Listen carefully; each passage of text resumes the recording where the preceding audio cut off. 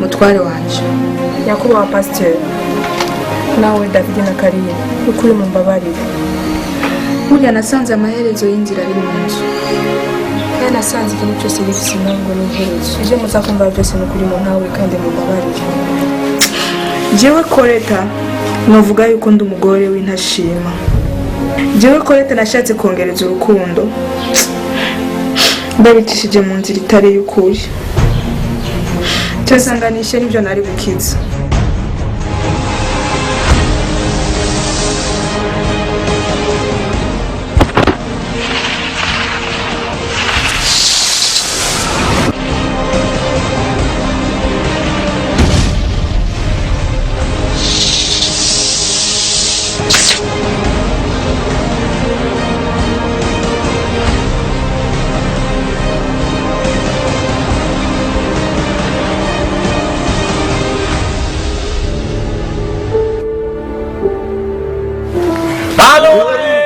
Aina makombo, alua aina makombo, alua aina makombo, alua aina makombo, alua aina makombo, alua aina makombo, alua aina makombo, oya oya oya oya oya oya oya, alua aina makombo.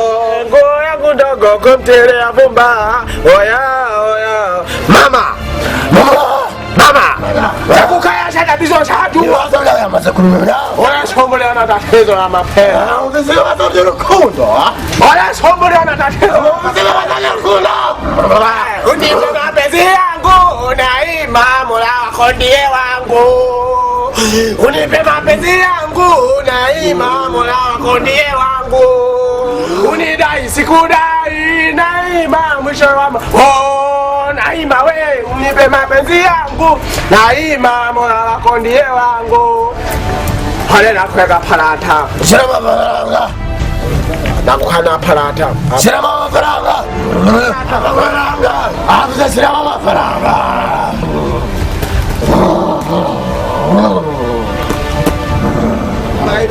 pesa shaweka kwa mafaranga bamaze kubishyiramo ntakupadawa agira ngo umuti dai napatia alijali yako penda makusema nini mama uri mutaguhaye uri mu rukundo rw'abantu 80 unamweka kare pombe na kare fridge zomushyirira mu nzoga ushyira muri frigo akikasha asichokwe mtu niruzagira undi muntu oya mtaka chukwata pata matatizo umuntu azazo twara zohura n'ibibazo asikia nakwati mama nakwati mama akichukua mtoto hapa matatizo mengi sana lakini umuntu akora koza batibazo hasa mama twaida wende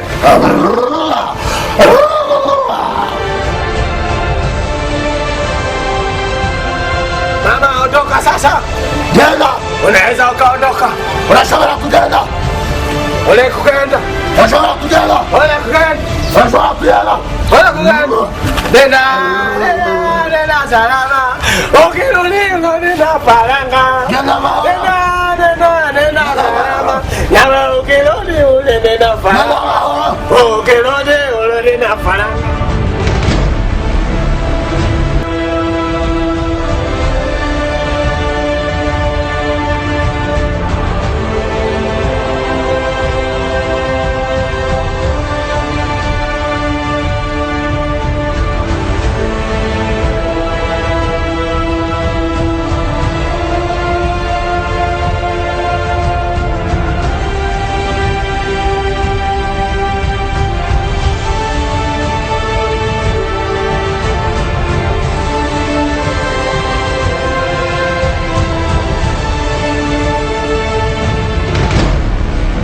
Nyuma yo guhendwa n'umugenzi wanje akantwara ku mupfumu nasanze meze nk'imodoka yataye ibarabara kuko uwo nari nazaniye uyo muti siwe yawunyoye waciye inyuma mugenzi wiwe.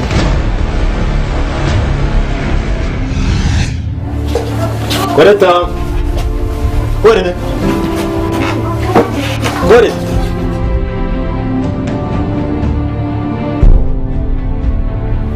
Joseph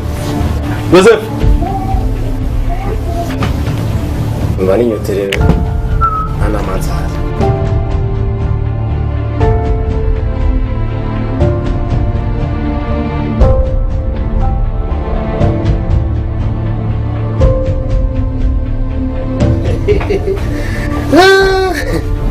Inyota narayifise.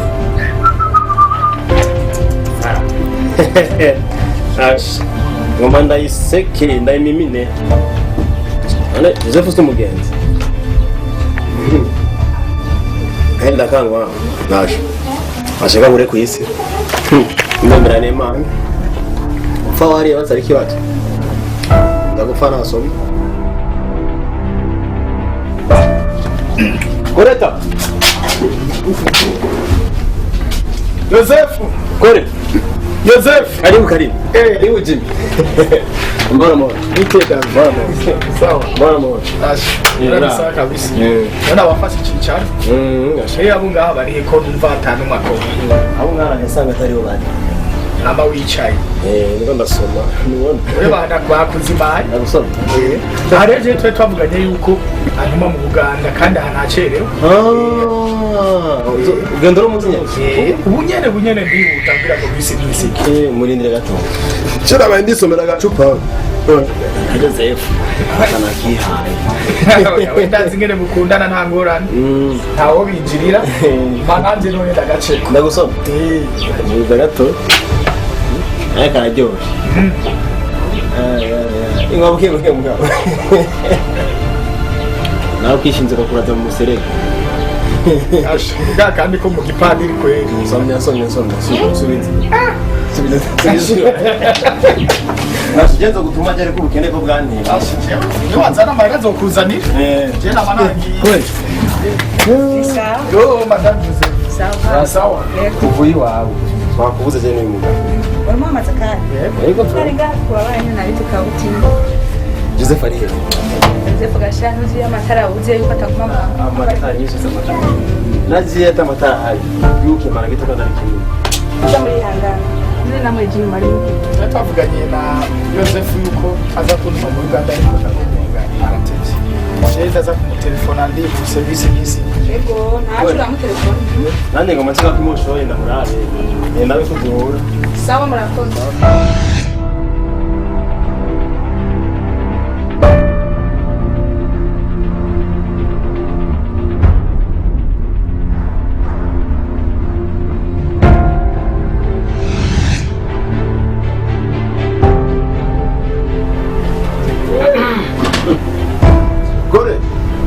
Correct. Sa? Wow.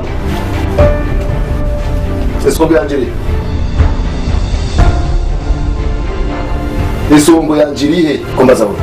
Nayi. Kana ikibuzo cyane muri frigo. Ngira isombo yanje yawe.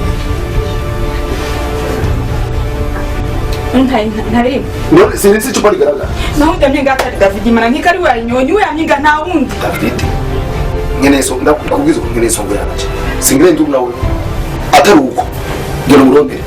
Isongo mpaka ndayibona. Nayiguze njo. Nabare wewe wenyewe mbwira pari wewe. umva David ni ari ngake kari wanyonyi je n'ukuri mukandi yari ngaho Kandi gutabira. nari munabira kubera isongo None sigwaje. Naguze litire njo. None cyumbira gusonga yanje ngo yanyoye. Kuva no munsi ndashire ugufuni kuri ifrigo. Turabe rero hanyuma kandi n'isongo ndayikeneye. Ndayikeneye uno munsi nzitekabisha kubera isongo. David uri umugenzi ariko kizako mwanya wose muri frigo iwaje mwanya wose muri frigo waje. Isongo yanje urayima. Urayisubizayo. Cyane ugenda usongo ugenda uyizana.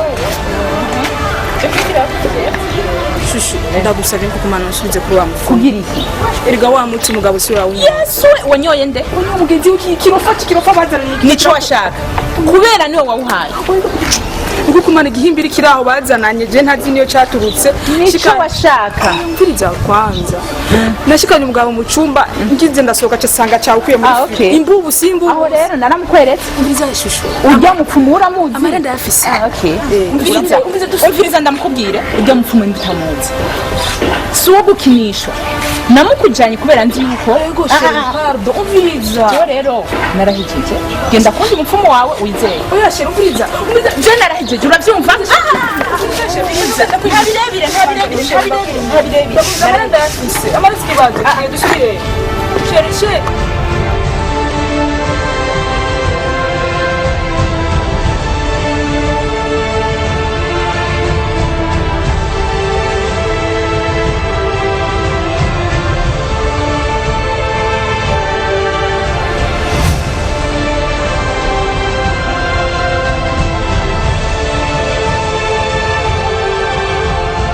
umfashe umereze undi muti wa muti wanyoye mugenzi we kandi arandembeza biranyahukanishe ntiwanyoye umugabo wacunywa mugenzi we nenze mufashe undi mukino kumzi wa mukuru ntibishoboka nawe umuti wanyoye wawe urukundo rubatonyine ntibishoboka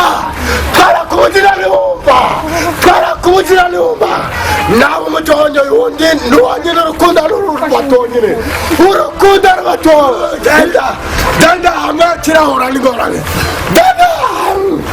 danda hamwe kirahura n'ingorane kuri uko ni kumeze uko kabisa. Oh haleluya.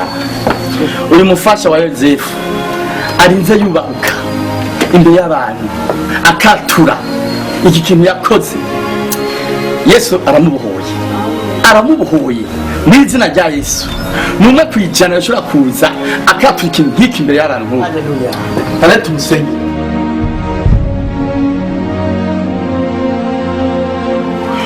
Umuriro w'Imana waje umuriro w'Imana waje mu izina rya Yesu.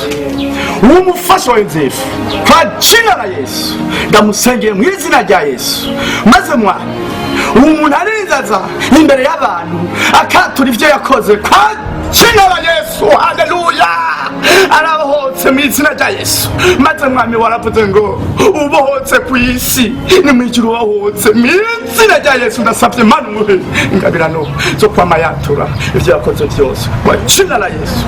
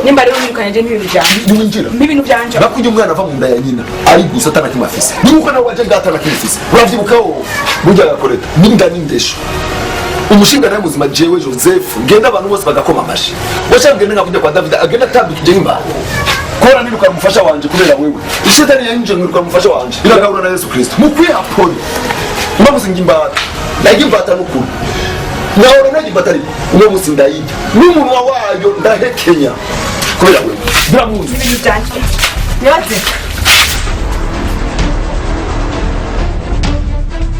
Yoze urambabarira ko ndaguhamagaye mu izina bibaye rya mbere nakubaha nagukunda ariko icubahiro nari naraguhaye urukundo nari ndagufitiye kubona warampemukiye sinari nzi ko nogarutse muri runo rugo kubera urubyaro twabyaranye nicyo gitumye ngaruka hano akira uyu nawe umurere nta matongo mfise yo kumushiramo uyu nawe nta minsi asigaje yuko bamubura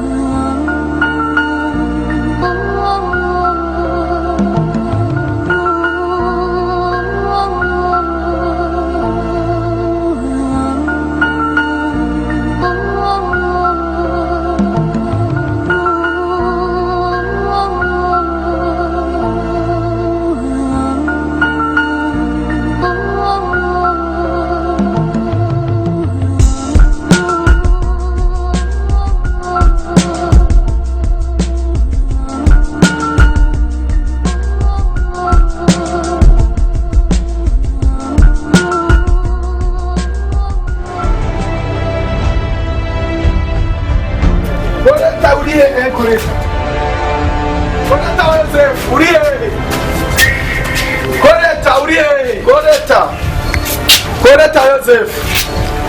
Koleta. Uno musi simba ngana kubonye. Koleta we, koleta. Koleta. Soka muyanzu koleta. Amaro yose. Ni sawa. Koleta ni hii. Ndamukeneye simba ngana kubonye. Koleta we. Ndakeneye koleta ubunye nasohoke ngaha muri Yesu. Koleta. Uriye ko nakubona ndakoma induru vayo mwiyo nzu ndagukeneye sohoka ndagukeneye mwiyo nzu sohoka Koleta we simba ngana kubonye n'amahera gukwara je ndayazanye